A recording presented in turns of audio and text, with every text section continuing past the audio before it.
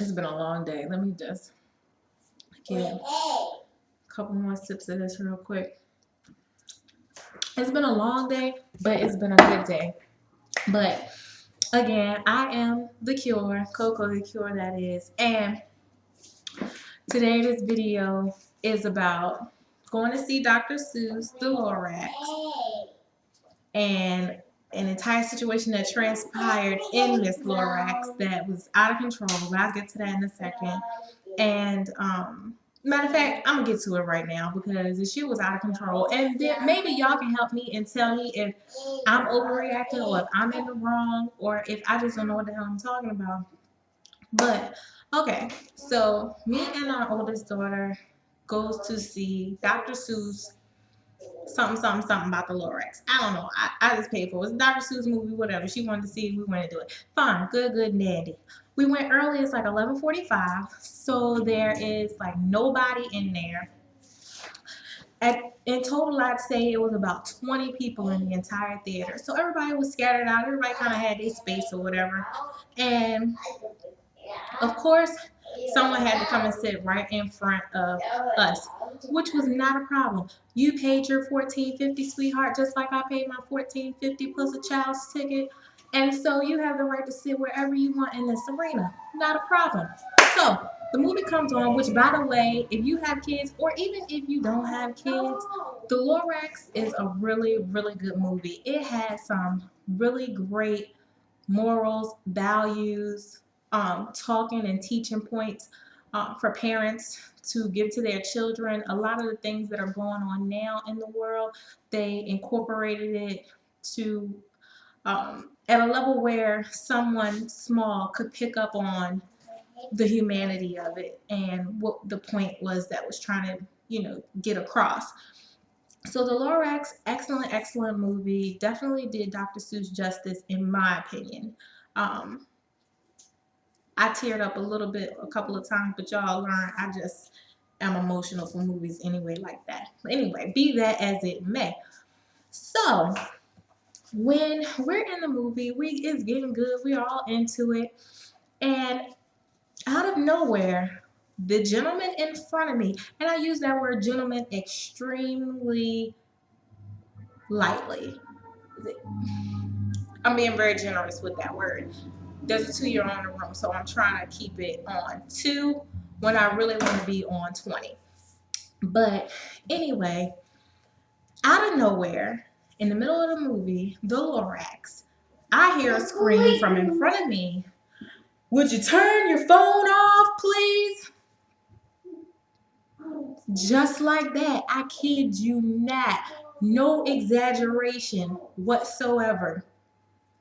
So, of course, immediately I start looking around to see who has their phone on because I was so into the movie, I didn't see anybody texting, tweeting, updating their Facebook with each and every Dr. Seuss quotes. I didn't see that because I was looking at the movie and it was a good movie. So after I'm surveying the land, I see a gentleman way in the front.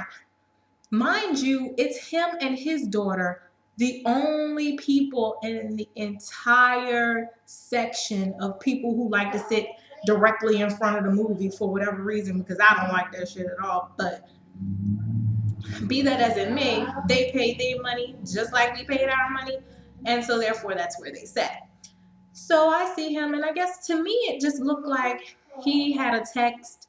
And you know how someone texts you and you text back, I'm in the movie, I'll hit you as soon as I get back out, or something like that.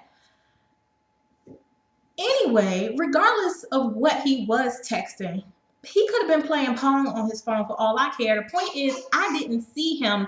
I didn't notice him. What I did notice was the large gentleman in front of me, looking like Larry the goddamn cable guy, screaming to someone at the far front of the theater. So I was like, he wasn't even bothering anybody. Be quiet. And he turned around. Excuse me? Are you talking to me? I said, yes, I am talking to you. And he was like, something, shut up. I was like, no, you shut up. And he said something else. And I was like, sir, listen, I paid to watch this movie, not sit here and talk to you. So you can talk to me after the movie is over if you so choose. I don't have nothing to say to you. I said, well then fine. Enjoy the show. And that was it. No, I take that back. That wasn't it. That was it for me.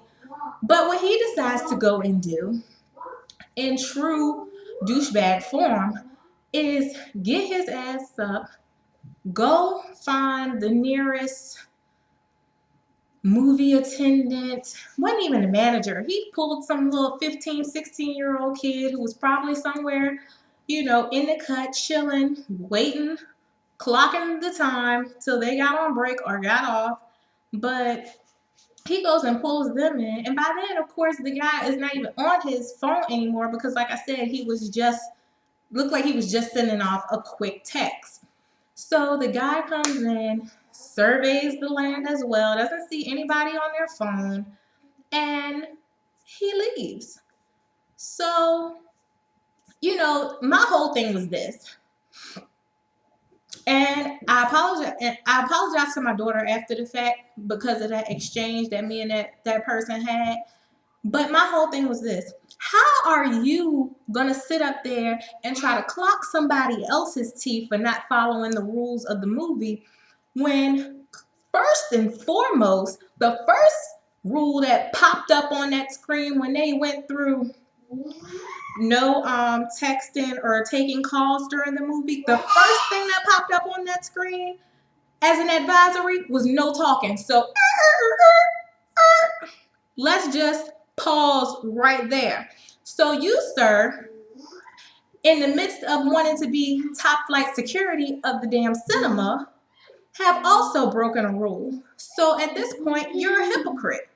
That's how I see it. Second of all, nobody saw that man texting. We didn't hear him click-clacking like he was on a typewriter, somebody's word processor. No, he wasn't on his laptop. Nobody saw him or was paying him any attention. However, what we did see and hear in Dolby surround sound was you yelling, "Could you please get off your phone?" Really? Two wrongs don't make a right at all. And in that situation, it didn't even make it even. So really, why were you any better? Actually, sir, you were worse. You were worse. And it just killed me. Just the freaking gall, the freaking audacity for him to sit here and try to regulate somebody for texting a quick text in the movie theater, and you're yelling. Now, hear me on this.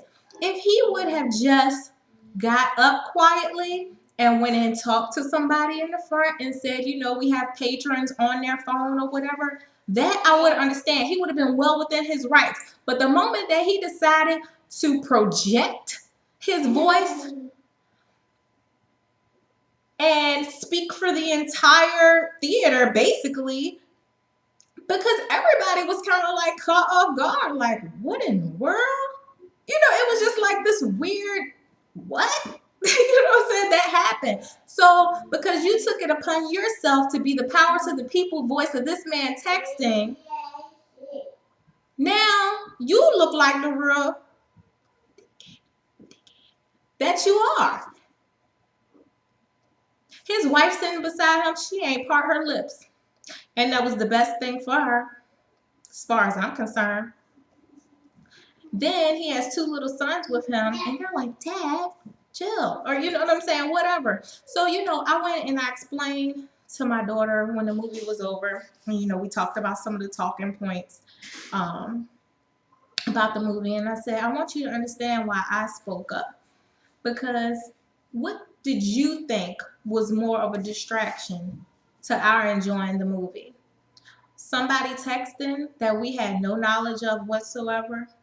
Or somebody yelling, giving us full freaking Joe Clark on the damn bullhorn voice? What I should have did was just shushed him, because to me that just would have been so much more disrespectful than, clocking his tea right then and there. But people never cease to amaze me. And I think there is a lot of good in people, but there's just a lot of people who are totally clueless. And you know what make it so bad is because I honestly wanted to, after it was over, wanted to pull him to the side and say, "Sir, do you understand why it is that I came off at you the way that I did?" You know, because I just wanted to feel like he wasn't completely, he like that it wasn't that he was just a, is that maybe he really just didn't get it. Maybe he just really didn't get it, because that was just crazy to me. It's like you sitting up here trying to be the enforcer, and clearly you're the one who needs to be enforced, sweetheart, hun. Up here looking like Stone Cold Steve Austin. Why didn't I turn to John 3:16 or Stone Cold 3:16 or whatever to get this sermon that you're giving? I'm about to be a Jehovah's Witness or a daggone Buddhist, because I don't need this gospel that you're giving me in the cinema, dear, at all. So anyway, again, it was a great movie. After that, we went ice skating. It's great to see black people on ice skates. We went to laser tag. My team kicked butt, but you know what I mean. I'm trained and things like that. They just really wasn't ready to have an expert marksman in there. But anyway, it was a good day. Even with the foolishness, it was a good day. So, and I still didn't really clock his tea the way I wanted to, the way I should have. But, you know, I didn't want to necessarily embarrass my daughter the way he was embarrassing his sons. So, yeah. But coming soon, product reviews. I have lots of great products that I want to share with you. Some not so great, and I'm definitely going to share with you those as well. Maybe save you some coins, maybe not, but everybody's different. Everybody's taste buds and things of that nature are different. So I'm just going to pretty much bring you what I have. Later.